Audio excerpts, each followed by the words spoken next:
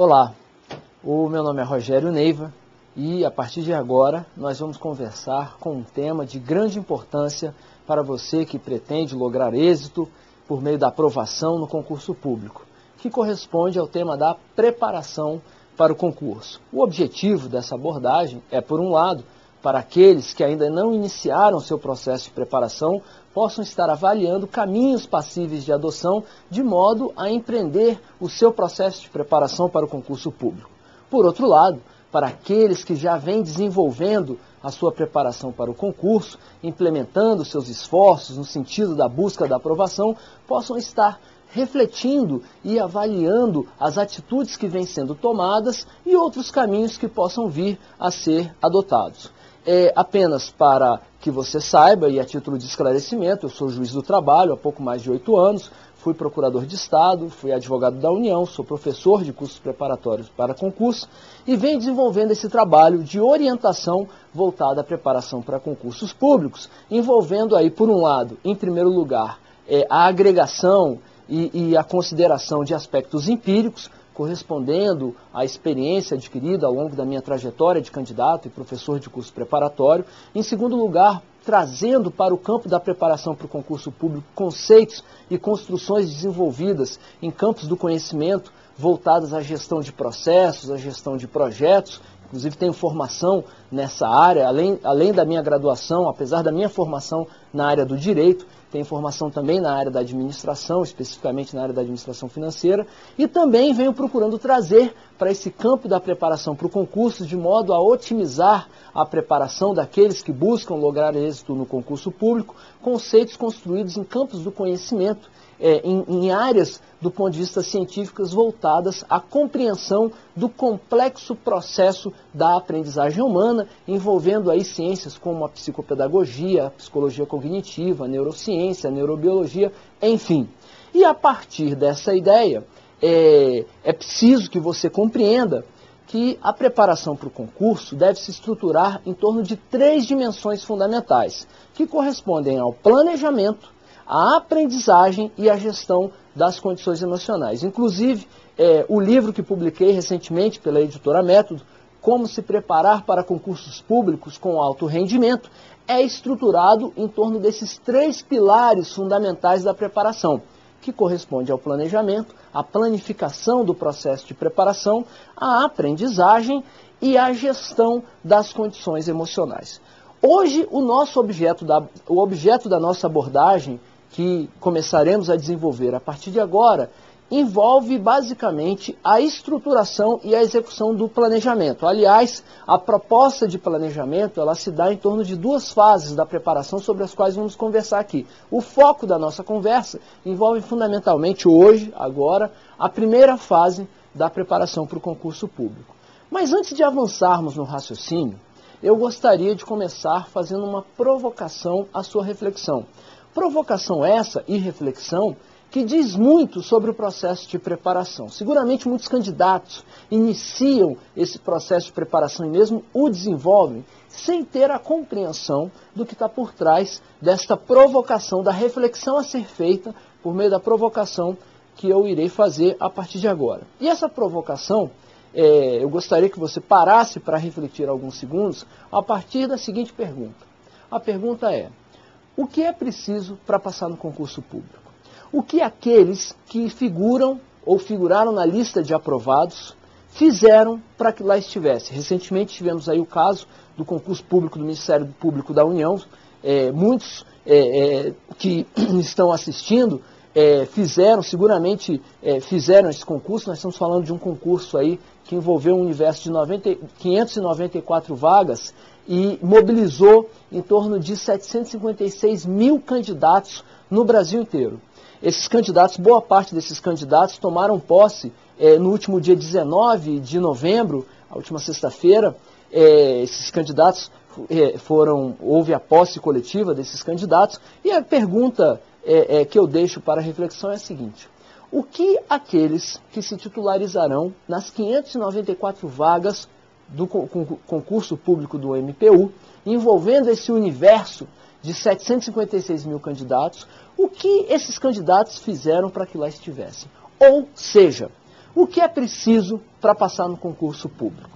Provavelmente, a esse momento, parando para essa reflexão, pode ser que venha à sua mente respostas do tipo se estudar, se dedicar, disciplina, empenho, perseverança. E aí, se essa é a reflexão que vem à sua cabeça, eu contra-indagaria fazendo uma nova pergunta, lhe indagando o seguinte.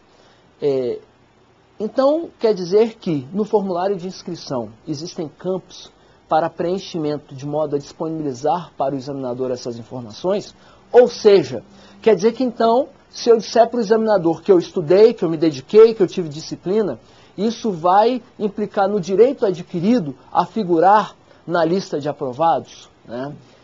Provavelmente não. E aí voltamos à pergunta inicial, né? Ou seja, o que é preciso para passar no concurso público? Pare para pensar e reflita sobre essa pergunta de modo a encontrar a resposta. E aí, nesse momento, nesse contexto, sem prejuízo do avanço nessa reflexão em outra ocasião, mas de modo a encurtar a nossa conversa nesse momento, eu diria o seguinte: para passar no concurso, é preciso que se alcance a pontuação necessária, considerando os parâmetros do edital. Talvez, né, você diga, mas isso para mim não é nenhuma novidade, né? Na verdade, eu diria o seguinte: para passar no concurso público, é preciso o alcance de duas condições, uma condição formal e uma condição material. A condição formal corresponde ao alcance da pontuação necessária, considerando os parâmetros do edital. E aí você pode estar perguntando, muito bem, então o que é preciso para o alcance da pontuação necessária, considerando os parâmetros do edital? Para o alcance da pontuação necessária, considerando os parâmetros do edital, é preciso que o candidato tenha a disponibilidade, em termos intelectuais e cognitivos, do conjunto de informações solicitadas pelo examinador no momento da prova. E aí entramos na condição material. Ou seja, o que é preciso para que se alcance essa condição formal, em termos de viabilização da pontuação necessária, considerando os parâmetros do edital? É preciso que se alcance a condição material que corresponde à disponibilidade, em termos intelectuais e cognitivos, das informações solicitadas pelo examinador no momento da prova. E a partir dessa premissa, é preciso que você entenda, então, que qual é o objetivo da preparação para o concurso público. O objetivo da preparação para o concurso público corresponde à apropriação, em termos intelectuais e cognitivos, das informações solicitadas pelo examinador no momento da prova. E é em cima desse objetivo que nós iremos conversar aqui sobre como estruturar e desenvolver o processo de preparação. Antes de avançarmos no raciocínio, eu queria fazer rapidamente uma pausa para lembrar que estará sendo sorteado o livro. O critério que nós vamos adotar para o sorteio do livro, em relação ao qual o ganhador será anunciado posteriormente, aqui no site do R2, será da pergunta. Nós vamos avaliar as perguntas que forem encaminhadas pelos internautas e a pergunta que for considerada mais bem elaborada, as duas perguntas consideradas mais bem elaboradas e pertinentes serão consideradas para que se defina o ganhador do livro. E antes de avançar também no nosso raciocínio, eu gostaria de parar aqui para fazer uma pausa e um agradecimento e as congratulações aí ao R2 por ter a iniciativa de estar disponibilizando o conteúdo que será trabalhado aqui para você que pretende lograr êxito na aprovação do concurso público, que seguramente traduz a preocupação de modo a contribuir com o seu processo de preparação e alcance do objetivo maior, que corresponde à aprovação do concurso público. Muito bem, então, estabelecidas essas premissas iniciais a respeito do objeto da nossa conversa aqui, e partindo da perspectiva da importância da estruturação do planejamento como uma das dimensões do processo de preparação, não tenho dúvida em afirmar que, se por um lado é preciso compreender a preparação para o concurso público no âmbito dessas três dimensões que correspondem ao planejamento, à aprendizagem, à gestão das condições emocionais, por outro lado também não podemos afirmar que alguma dessas seja mais importante, de maior importância que a outra. O que eu quero dizer com isso é que, sem a planificação do processo de preparação, não há sequer como definir um objeto de conhecimento a ser intelectualmente apropriado. Sem a planificação dos estudos, não há como empreender aprendizagem. Sem aprendizagem, não há como se apropriar intelectualmente das informações passíveis de solicitação pelo examinador no momento da prova. E sem a gestão das condições emocionais, não há como se manter. Dificilmente o candidato, principalmente nos momentos de maior dificuldade, o candidato terá dificuldade em se manter na sua trajetória da preparação. De modo que uma dimensão não pode ser tida como mais relevante que outra por parte do candidato. Porém, não tenho dúvida em afirmar que os problemas e os equívocos cometidos por muitos candidatos começam na falta de estruturação ou na inadequação da estruturação de um planejamento da preparação a ser executado. E é sobre isso que a partir de agora nós iremos tratar aqui. A proposta de planejamento que eu venho trabalhando, como havia dito, se estrutura em torno de duas fases. A primeira fase corresponde àquilo que eu venho considerando um processo de apropriação que envolve um processo de apropriação intelectual e cognitiva da informação de forma primária. Ou seja, a primeira fase corresponde à fase de apropriação primária da informação, do conjunto de informações e conhecimentos a serem intelectualmente apropriados pelo candidato. A segunda fase corresponde a uma etapa de manutenção e aperfeiçoamento das informações e conhecimentos intelectualmente apropriados na primeira fase da preparação. E sobre o que nós vamos conversar a partir de agora tem por objeto exatamente a primeira fase, a estruturação do planejamento da primeira fase da preparação, que corresponde a esta etapa de apropriação primária, corresponde a este contexto em que o candidato irá primariamente, o primeiro contexto em que o candidato irá se apropriar intelectualmente daquele objeto de conhecimento estrategicamente eleito, sobre o que vamos conversar a partir de agora, por parte do candidato no seu processo de preparação. E essa primeira fase da preparação vai se estruturar em torno de 4 pilares fundamentais. Eu só, antes de avançarmos, quero fazer um esclarecimento de que tanto a segunda fase como as outras dimensões da preparação, se você tiver interesse em se aprofundar e conhecer um pouco mais desses conceitos, são trabalhados no livro.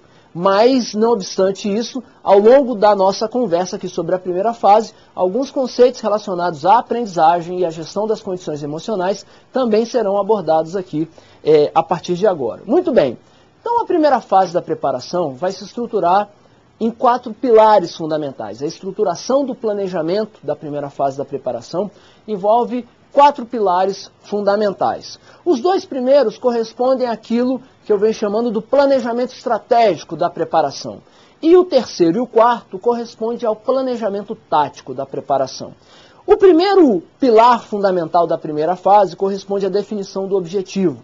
O segundo corresponde à definição do programa, e são esses dois os elementos estratégicos da preparação, ou seja, aspectos decisórios fundamentais a serem enfrentados e definidos pelo candidato.